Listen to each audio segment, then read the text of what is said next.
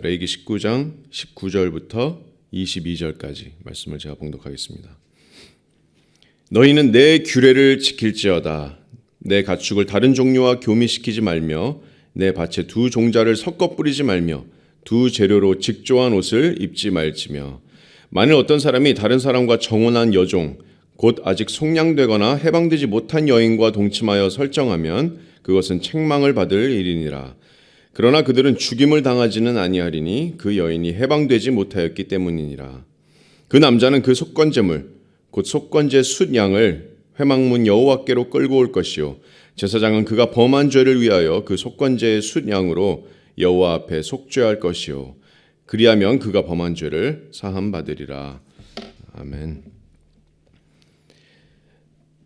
자, 오늘 본문 말씀은 19절에 너희는 내 규례를 지킬지어다로 이렇게 시작해서 37절 19장 마지막 37절 말씀에 너희는 내 모든 규례와 내 모든 법도를 지켜 행하라 나는 여호와이니라 이렇게 마무리합니다. 그래서 오늘 본문은 이처럼 하나님께서 주시는 모든 규례와 법도에 관한 내용을 담고 있습니다. 우리가 레위기 기억하시면 지난 초반부에는 이제 제사법, 하나님께 어떻게 나아가야 되는지 제사법에 대해서 하나님께서 알려주셨고 또 지난 18장부터는 구체적으로 일상생활에서 이스라엘 백성이 지켜야 할 그런 규례들에 대해서 하나님께서 내려주셨습니다. 그 18장에서는 기억하시겠지만 어떤 성적인 타락에서 이스라엘 백성들이 어떻게 그들을 지키고 또 하나님께서 금하시는 것들을 하지 말아야 되는지 이방 나라들이 행하는 온갖 문란하고 그런 가증한 풍속을 따라가야지 않아야 하는지 하나님께서 이렇게 규례를 통해서 말씀하셨습니다. 그리고 이제 오늘 본문이 있는 19장 19절부터는 저희가 본문을 다 읽지는 않았지만 마지막 37절까지 일상생활에서 이스라엘이 지켜야 될 여러 가지 율법들이 이렇게 많이 나열되어 있습니다. 우리가 읽었듯이 섬유를 혼합하는 것, 종자나 가축을 혼합하지 말아야 될 것, 정혼한 여종과의 관계 시 처벌 규정, 그다음에 과실을 하나님께 어떻게 바쳐야 되는지, 하나님께서 금지하는 여러 가지 이방 풍습들, 또 노인과 거류민을 어떻게 돌봐야 되는지 이런 여러 가지 규례와 법도들이 주어져 있습니다. 그렇다면 말씀을 읽으면서 질문은 이겁니다. 이 당시에 이스라엘 백성들에게 주어진 이런 일상생활의 규례와 법도들이 오늘날의 저와 여러분에게는 어떤 의미가 있을까요? 그래서 오늘 본문을 통해서 좀 두 가지 질문을 여러분과 나눠보기를 원합니다. 이 규례들을 오늘날에도 우리가 문자 그대로 다 지켜야 되는 겁니까? 아니면 우리랑 전혀 상관없는 부분이니까 우리가 그냥 이런 율법들은 무시해도 됩니까? 이런 질문들의 답을 통해서 우리가 구약의 율법을 어떻게 이해해야 되고 또 받아들이고 적용해야 되는지 조금 더 이해하는 시간이 되기를 소망합니다. 자, 먼저 그럼 하나님께서 어떤 규례들을 주셨는지 오늘 본문의 어떤 규례들을 간단하게 한번 살펴보겠습니다. 자, 19절 말씀을 먼저 보시겠습니다. 너희는 내 규례를 지킬지어다. 자, 내 가축을 다른 종류와 교미시키지 말며 내 밭에 두 종자를 섞어 뿌리지 말며 두 재료로 직조한 옷을 입지 말지며. 자, 가축과 종자와 또 옷을 혼합하지 말라. 그리고 입지 말라 이렇게 명령하십니다. 자, 왜 이런 명령을 주셨는지 하나님께서는 그 정확한 이유는 말씀해 주시 않으셨지만 아마도 이방 땅, 아마도 앞으로 그들이 들어갈 가나안 땅에서 그 가나안 백성들이 우상 숭배의 어떤 풍습이나 어떤 관습과도 연관이 있는 것이 아닐까 그런 가능성이 아주 높습니다. 그래서 이런 것들을 하지 말라, 혼합하지 말라. 또 20절에서 22절 말씀은 우리가 말씀 읽었듯이 만약에 다른 사람과 정혼한 여종이 있는데 그 여종과 내가 동침할 경우에 어떻게 처벌해야 되는지 그 규례를 말씀하시는데 그 사람이 죽지는 않지만 죽임은 면하겠지만 20절 하반절을 보시면 속건제를 바쳐야 된다. 그리하면 책망받아야 되고 속건제물을 바쳐야 된다. 그리하면 그의 죄가 사함을 받으리라. 또 23절부터 25절까지는 과실, 나무의 열매에 대한 규례입니다. 너희가 가나안 땅에 들어가서 앞으로 가나안 땅에 들어가서 나무를 심어서 첫 열매가 나오는데 그 처음 나온 열매는 23절 말씀에 할례받지 못한 것으로 여기되 곧 3년 동안 너희는 그것을 할례받지 못한 것으로 여겨서 먹지 말라 이렇게 명령하십니다. 다시 말해서 이것은 부정한 것이다. 3년 동안 나오는 열매는 먹지 말라. 그리고 4년째 나오는 열매는 주님께 바쳐라. 그리고 5해째 나오면 그때는 너희가 먹을 수 있다. 이렇게 규례를 주십니다. 또 26절에서 31절까지는 가나안 백성들이 이방 나라 백성들이 행하던 그런 악한 풍습들, 뭐 문신을 새기는 것, 또 죽은 자들을 위해서 이렇게 수염과 머리를 어떤 특별한 형식으로 깎는 것, 뭐 이런 것들을 하지 말라라고 금하십니다. 또 주술이나 신접한 자를 믿지 말라. 그런 행위를 하지 말라. 또 안식일을 지켜라. 딸을 더럽히지 말라. 여러 가지 규례들이 나와 있습니다. 또 32절부터 37절까지는 노인을 공경해야 하는 것, 또 너희 땅 가운데 있는 거류민을 돌봐야 하는 것, 나그네 된 이들을 돌보는 것에 대한 것을 말씀하십니다.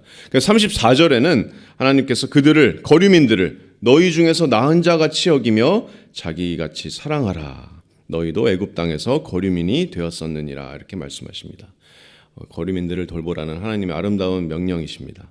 그리고 이제 재판할 때도 공정하게 해야 할 것들, 이런 것에 대해서 정말 많은 규례들이 있죠. 많은 규례들, 일상생활에서 이방 나라의 그런 관습들을 따라하지 말아야 될 것들, 구체적인 어떤 지침들, 여러 가지 이런 규례들이 있습니다. 세세하게 하나님께서 구체적으로 규례를 주셨고 37절 말씀처럼 너희는 이 모든 규례와 내 법도를 지켜서 행하라. 나는 여호와이니라. 이렇게 말씀하십니다. 자, 그렇다면 첫 번째 질문은, 그렇다면 저와 여러분은 어떤가요? 그러면 우리가 이 규례들을 문자 그대로 지켜야 됩니까? 만약에 이 규례들을 우리가 문자 그대로 지켜야 된다면 이미 저희는 순종하는 데 실패했습니다. 왜냐하면 이미 제가 입은 이 옷도 지금 100% 면이 아닙니다. 혼합된 섬입니다. 하나님께서 19절에 금하시는 거죠. 두 재료로 직조한 옷을 입지 말라. 또 열매를 맺으면 3년간 먹지 말라고 하셨는데 이미 우리는 올해 나온 열매들을 막 먹고 있습니다. 또 레위기 11장에는 여러 가지 음식에 대한 법들이 있는데 그중에서 돼지를 먹지 말라는 법이 있습니다. 그런데 우리가 저도 어제 돼지고기 먹었습니다. 그러면 우리가 하나님의 규례를 어기고 불순종하는 건가요? 여러분들의 어떤 자녀나 다른 형제자매들이 한 번쯤 질문할 법한 질문이 아닙니까? 우리가 어떻게 이런 율법들을 대해야 합니까? 어떻게 대답하시겠습니까? 이 질문에 우리가 올바르게 대답하기 위해서는 이 모든 규례와 법도들을 주신 하나님의 그 큰 그림이 무엇인지, 하나님의 목적이 무엇인지 우리가 다시 한번 기억해야 됩니다.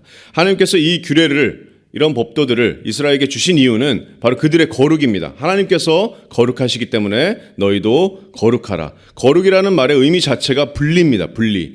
하나님께서는 이방 나라들과, 그런 우상 숭배하는 이방 나라들과 이스라엘을 철저하게 분리시키셨습니다. 철저하게 거룩하게 살도록 하셨습니다. 그래서 이런 규례들을 통해서 이스라엘 백성들이 그런 이방 나라의 풍속과 어떤 관습으로부터 오염되는 것을 하나님께서 막으셨습니다. 그래서 이스라엘 백성은 그냥 아무 민족에게나 가서 자신들을 막 더럽히고 그들과 이제 직접적으로 막 접촉하고 그들의 악한 풍속과 관습을 따를 수 없었습니다. 왜냐하면 하나님께서 이런 규례를 주셨기 때문에. 그래서 하나님께서는 이스라엘이 다른 이방 나라들과 이렇게 혼합되는 것, 오염되는 것으로부터 보호하셨습니다. 또 이런 음식법들을 주셔서 어떤 한 의사는 연구를 했는데 이 당시에 하나님께서 주신 이런 음식법들이나 이런 규례들이 그 당시에 만연하던 어떤 질병으로부터 많이 보호하는 역할을 했을 수도 있겠다라는 연구 결과를 낸 적도 있습니다. 자, 하나님께서 계속해서 이렇게 육적으로도 영적으로도 이스라엘 백성을 분리시키고 거룩하게 하시고 지키실 것입니다. 왜냐하면 유다의 사자이신 아브라함의 자손으로부터, 다윗의 자손으로부터 누가 오십니까? 바로 메시아이신 예수 그리스도께서 오시기 때문에 하나님께서는 이스라엘 백성을 보호하시고 보존하실 것입니다. 그리고 예언대로 메시아께서 그 라인을 타고 오셨는데, 왜냐하면 하나님께서 그 이스라엘 백성을 그렇게 보호하시고 보존하셨기 때문입니다. 자, 그래서 메시아가 이 땅에 오신 이후에는 이스라엘에게 주셨던 이 모든 분리를 위한, 구별을 위한, 다른 나라들과의 분리를 위한 이 모든 규례와 법조들은 전부 다 사라집니다. 우리가 신약성경, 우리 히브리서 말씀도 지난 한 달간 우리 살펴봤듯이 우리 이제는 모두 제사법이 다 사라졌습니다. 예수님께서 단번에 십자가의 속죄를 이루심으로 우리 모든 제사법들은 사라졌습니다. 제사장직도 사라졌습니다. 성막도 사라졌습니다. 예수님께서 그 모든 것들을 다 성취하셨습니다. 또 절기를 위한 법들, 구약, 이런 일상생활에 대한 규례들, 의식법들, 음식법들, 이 레위기에서 이스라엘을 다른 백성들과 구별하기 위해 했던 모든 규례들은 전부 다 사라집니다. 자, 하나님께서 그것을 분명하게 말씀해 주시는데 사도행전 10장에서는 베드로가 이제 환상 중에 큰 보자기 아래 그 수많은 정한 짐승, 뭐 부정한 짐승, 온갖 짐승들이 있었던 것을 기억하실 겁니다. 환상 중에 그것을 봤는데 하늘에서 하나님께서 말씀하십니다. 베드로야, 일어나서 잡아먹어라. 근데 베드로가 대답하죠. 사도행전 10장 14절 말씀에 주여 그럴 수 없나이다. 왜냐하면 내가 속되고 깨끗하지 아니한 것을 내가 결코 먹지 아니하였나이다. 단 한 번도 이런 것을 내가 부정한 짐승을 먹은 적이 없습니다. 하나님의 규례를 지켰습니다. 그러자 하늘에서 소리가 있어 이르되 15절 말씀에 하나님께서 깨끗하게 하신 것을 네가 속되다 하지 말라 이렇게 말씀하십니다. 하나님께서 부정하다고 말씀하셨던 짐승인데 이제는 하나님께서 깨끗하게 하신 것이니 네가 부정하다 하지 말라. 다시 말하면 그 옛날에 이스라엘에게 주어졌던 이런 음식법들, 절기법들, 이런 모든 구별을 위한 규례들은 전부 다 사라졌다. 더 이상 없느니라 하나님께서 말씀하셨습니다. 그래서 사도 바울도 골로새서 2장 16절 말씀에 그러므로 먹고 마시는 것이나 절기나 초하루나 안식일을 이유로 누구든지 너희를 비판하지 못하게 하라. 이런 것들은 장래일의 그림자이니라 이렇게 말씀합니다. 그래서 예수님께서도 히브리서 말씀에 예수님께서는 오실 것에 이런 절기들은 오실 예수님의 그림자이고 모형이다. 참 형상이신 예수님이 오신 이후에는 이런 것들이 다 사라진다라고 이렇게 말씀합니다. 그래서 예수께서 오심으로, 주님께서 오심으로, 예수님께서 이 땅에 오심으로 모든 의식적인 이런 율법들, 제사법, 음식법, 일상생활에 지켜야 되는 오늘 말씀에 우리가 봤던 이런 규례들은 하나님께서 오심으로 이런 것들은 다 사라졌습니다. 하나님께서 이런 것들의 마침이 되십니다. 로마서 10장 4절 말씀은 그리스도는 모든 믿는 자에게 의를 이루기 위하여 율법의 마침이 되시니라 이렇게 말씀하십니다. 이 땅에 성육신 하심으로 그림자가 그 모형이 참 형상으로 성취되었습니다. 그래서 우리는 이제 제물을 바칠 필요 없습니다. 우리는 이제 두 재료가 직조된 옷을 입지 말아야 할 이유가 없습니다. 자유롭게 입을 수 있습니다. 자유롭게 먹을 수 있습니다. 자유롭게 머리 깎을 수도 있고 자유롭게 재료를 혼합해도 됩니다. 오직 십자가의 공로를 통해서 하나님께 나아갈 수 있습니다. 그래서 새 언약 아래 있는 저와 여러분 이러한 어떤 구약의 법들에 매여 있거나 종속되어 있지 않습니다. 자, 그렇다면 두 번째 질문이 있습니다. 그럼 이제 이런 모든 구약의 율법이나 이런 규례들은 우리에게 이제 아무런 의미가 없는 겁니까? 이제 우리가 이런 것들을 한번 보고 그냥 무시해버리면 되는 겁니까? 실제로 그렇게 주장하는 사람들이 있습니다. 이렇게 주장합니다. 우리는 율법에서 해방된 사람들이기 때문에 이제는 율법에 순종할 필요도 없고 율법을 특별히 이제 공부할 필요도 없고 율법을 그냥 이렇게 옆에다 내려놓으면 된다. 만약에 당신이 말씀에 순종하려고 하는 그것은 당신이 율법주의를 따라가는 것이다. 자, 예를 들어서 내가 거짓말하지 않기 위해서 노력하는 그것은 율법주의다. 자, 부모님을 공경하기 위해서 열심히 노력하는 것은 율법주의다. 자, 말씀에 순종하려고 하는 것은 율법주의다. 우리는 구약의 율법은 더 이상 우리에게는 없기 때문에 우리는 율법주의자가 되기 싫으면 말씀에 순종하는 것을 멈춰야 한다.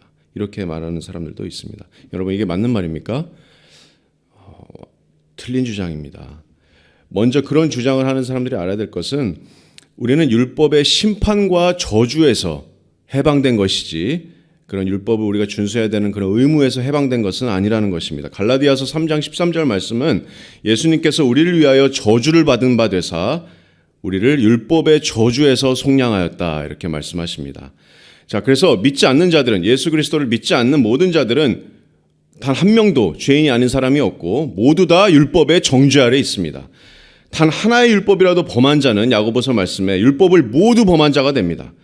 그래서 율법은 우리가 죄인임을 깨닫게 합니다. 율법은 우리를 정죄합니다. 우리가 절대로 율법을 준수하지 못할 자라는 것을 깨닫게 합니다. 그것이 율법의 역할입니다. 할 수 있다가 아니라 할 수 없다를 우리에게 깨닫게 합니다. 그래서 말씀처럼 율법은 초등 교사로서 우리를 구원하실 오직 한 분이신 예수 그리스도께로 우리를 인도해 줍니다. 그래서 우리가 예수님을 나의 구주로 믿고 영접한다면 예수님께서는 말씀처럼 우리를 율법의 저주, 율법의 심판에서 속량하십니다. 완전하게. 그래서 이제 구원받은 저와 여러분에게는 영원히 결코 정죄함이 없습니다. 그것이 로마서 8장 1절 말씀이죠. 율법의 심판에서 우리는 해방되었습니다. 자, 하지만 여러분 구원받은 이후에도 우리는 여전히 하나님의 말씀을 준수합니다. 하나님의 말씀을 순종하길 원합니다. 그 의무에서 해방되지 않았습니다. 왜냐하면 구약의 어떤 그런 음식법, 절기법 이런 것들은 다 폐지되었지만 여전히 로마서 7장 12절 말씀은 율법은 거룩하고 계명도 거룩하고 의로우며 선하다 이렇게 말씀하기 때문입니다. 왜 율법이 거룩하고 의롭고 선합니까? 그 이유는 율법 안에는 하나님의 거룩하시고 절대적이고 선하신 그런 의로우신 성품과 도덕적인 그 기준이 그 안에 다 담겨 있기 때문입니다. 자, 예를 들어서 오늘 본문 그런 규례 중에 공평하게 행하라 37절 말씀에 35절 말씀에 재판할 때나 길이나 무게나 양을 잴 때 불의를 행하지 말라. 공평한 저울과 공평한 추와 공평한 에바와 공평한 흰을 사용하라. 이렇게 말씀하시는데 이 규례 뒤에 공정하신 하나님의 성품을 발견할 수 있습니다. 또한 우리가 성적인 죄를 금하시는 하나님의 규례를 통해서 그 뒤에 있는 하나님의 거룩하고 성결하심을 우리가 볼 수 있습니다. 또 거류민을 돌보고 노인을 돌보라는 그 규례 뒤에 하나님의 긍휼하심과 하나님의 사랑을 우리가 볼 수 있습니다. 또 우상 숭배를 금지하는 것, 가축이나 옷 재료를 그들의 행위에 따라서 혼합하지 말라는 그 규례를 통해서 그 규례 뒤에 있는 우상 숭배를 금지하시는 참 유일하신 하나님의 성품을 우리가 봅니다. 이처럼 율법 안에는 하나님의 거룩하고 의롭고 도덕적인 그런 덕목들, 기준들이 다 담겨 있습니다. 이런 것들은 폐지되는 것이 아닙니다. 이런 것들은 어제나 오늘이나 영원히 변하지 않습니다. 하나님의 속성과 하나님의 의로우심이 그대로 담겨 있기 때문에.